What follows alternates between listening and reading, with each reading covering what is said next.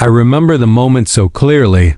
I had just wrapped up a high-stakes business meeting and stopped by a local grocery store to grab a quick coffee before heading back to my office downtown. My phone was glued to my ear, my mind busy with stocks, mergers, and quarterly reports. I was wearing a tailored suit, Italian leather shoes, and the kind of watch most people only see in magazines. And then I saw them. A small girl, maybe 5 or 6 years old, standing beside a worn-out grocery cart. She had golden curls and wore a faded pink dress. In her arms, she clutched a stuffed teddy bear so tightly, you'd think it was the only thing keeping her standing. Sitting behind her in the broken cart was a woman, her mother.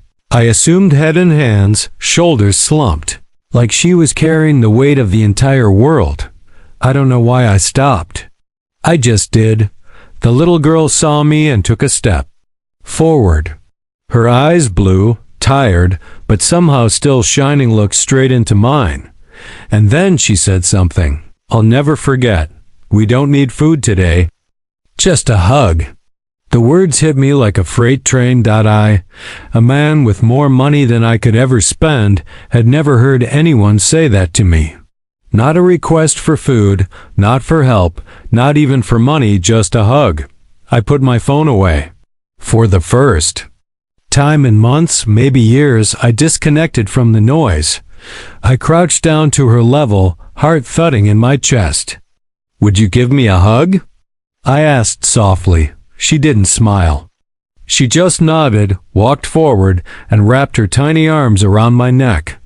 I held her close, and something inside me cracked open. That hug wasn't just for her. It was for me too. Behind her, the woman, her mother, lifted her head slowly. Our eyes met. There was no anger, no shame, just exhaustion. She had the look of someone who had fought battles no one else could see. "Are you two okay?" I asked gently. She hesitated, then nodded. "Just going through a rough time. It'll pass." I reached into my coat pocket, pulling out my wallet. But before I could offer anything, the little girl gently put her hand on mine and shook her head. "No, Uncle. Mommy says money isn't everything." That moment taught me a lesson I had never learned in boardrooms or on private jets. The worst kind of poverty isn't being without money. It's being without hope. I stood there, still crouched beside the girl, while the mother slowly rose from the broken grocery cart. Her clothes were worn, her face pale, but her eyes, God, those eyes had seen storms and somehow still held pieces of sunshine. I introduced myself quietly. She hesitated, then replied, "My name's Mara." I extended my hand, unsure if it was the right thing to do. She didn't shake it. Instead, she just looked at me and asked, "Why did you stop?" It caught me off guard. "No reason," I replied. I just couldn't walk past her. Mara gave a sad little smile. Most people do. We sat on the edge of the sidewalk. The girl, her daughter, was now playing with a teddy bear, humming to herself as if nothing was broken. But everything was. I asked the question carefully. "What happened, if you don't mind?" Mara sighed, not angrily, but with the kind of heaviness you don't fake. "My husband died 2 years ago. Truck accident. He was the only one working. I was pregnant back then. Got evicted a month after the funeral." She looked away, her eyes glistening. "It's been shelters, church donations, soup kitchens, and nights sleeping in borrowed cars ever since." She turned back to me. "But," "she's still smiling," she whispered, nodding toward her daughter. "She still believes good people exist." There was something in the way she said it that shook me. Not as a businessman. Not as someone who'd read 100 self-help books or sat in hundreds of board meetings. As a man.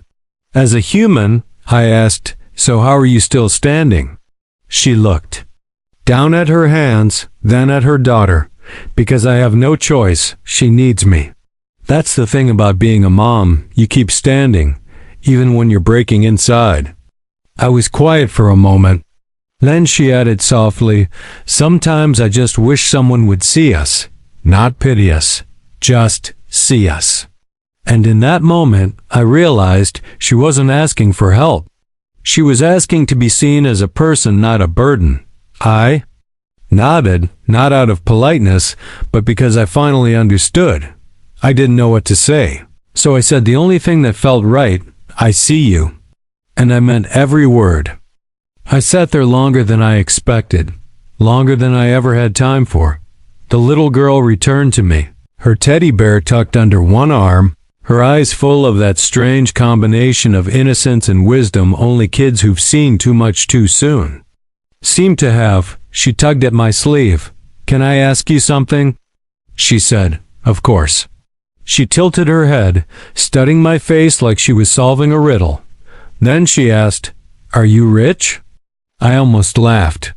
I didn't mean to, but it was such a simple question, so direct. "I guess you could say that," I replied, not wanting to sound proud. "I have a lot of money, yes." She nodded thoughtfully. "But you don't look like a rich man." That caught me off guard. "No? What do I look like?" She smiled, the first real, wide smile I'd seen from her. "You look like someone who cares. Rich people don't usually stop to care." That sentence hit harder than any market crash ever had. It made me think of every gala, every executive meeting, every moment spent around people who wore expensive watches, but couldn't spare 5 seconds of their day for someone who had nothing. She wasn't wrong. I had been that man once. Her mother looked up as if apologizing. "I've taught her not to expect kindness." "Not anymore, but she teaches me something else every day." Her voice trailed off. The cart creaked as the wind blew. A plastic bag rolled across the parking lot like a tumbleweed, and for a moment, it felt like time had frozen. Just the three of us, me in my suit, her in her pink dress, and a woman who'd lost everything but refused to let it make her bitter, reached into my inner jacket pocket, not for my wallet this time, but for something else. A small velvet box. It held a silver pin, something my late mother had given me years ago before I bought my first company. She had said, "Give this to someone who reminds you of the person you wish you had become." I had never given it to anyone, until now. I turned to the little girl.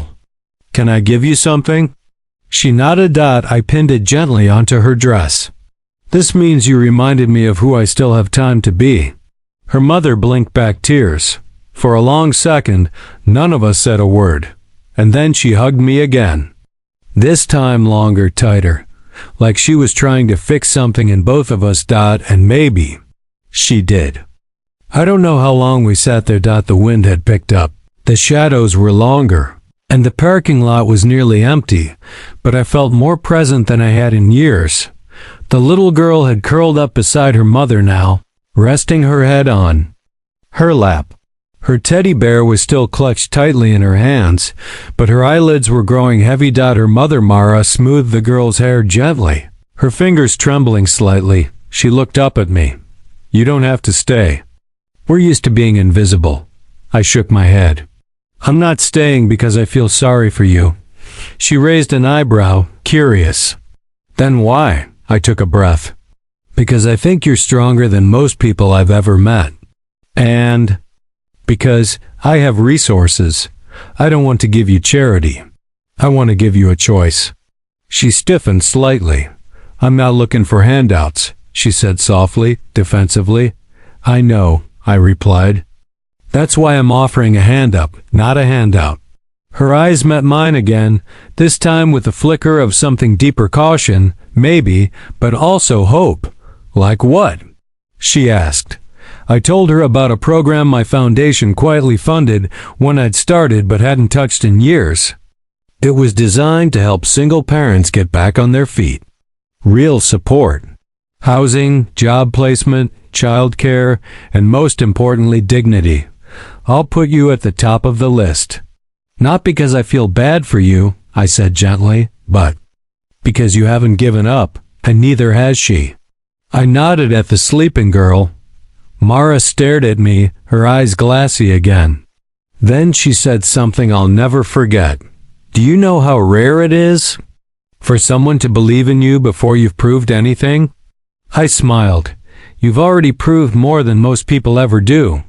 For the first time since I'd met her, she looked. Lighter dot not fixed, not whole. But lighter dot, she whispered, almost to herself, we don't need a handout, just a chance. And in that moment, I knew this wasn't the end of a conversation. It was the beginning of something else. I gave her my card, not the fancy one, just a handwritten number with my personal assistant's contact. I told her what to expect next, what she needed to do, and that if she wanted out, she could walk away anytime. She didn't say anything right then. Just nodded dot as I stood to leave. The little girl stirred. She opened her eyes, blinked at me sleepily, and reached out dot another hug. This one wasn't desperate. It was full of trust dot, and when I pulled away, she looked up at me and whispered something. That left a lump in my throat for days. You look like someone who came from heaven, but not because you're rich. Epilogue, 1 year later. Mara is now the assistant manager at a wellness center. Her daughter, Emma, is thriving in a local school. She wants to be a teacher. They send me drawings sometimes, cards, little thank yous. But I never needed those dot because on the day she asked for a hug instead of food. She gave me something far more valuable than I ever gave them. She reminded me why I started in the first place, not for profit, but for purpose.